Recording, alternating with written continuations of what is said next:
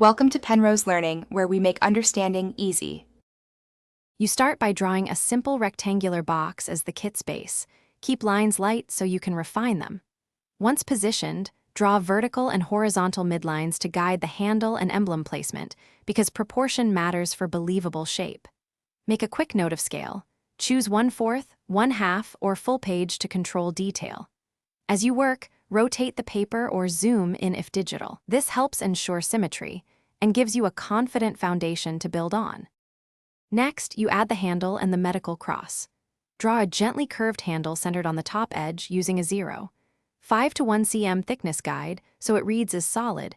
You want it to feel graspable. Now block in the cross. Keep each arm the same width and align it with the midlines you made earlier so it sits balanced. If the kit sits at an angle, shift perspective lines and maintain one consistent light source so shadows and highlights match.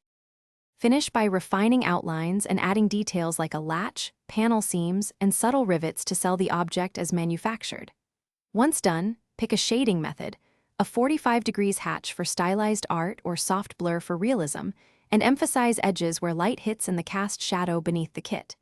Make sure highlights on the handle match the light source. If proportions look off, stop, remeasure against your midlines, erase small elements, and redraw those parts carefully. Thanks for watching. If this was helpful, leave a like and consider subscribing. See you next time.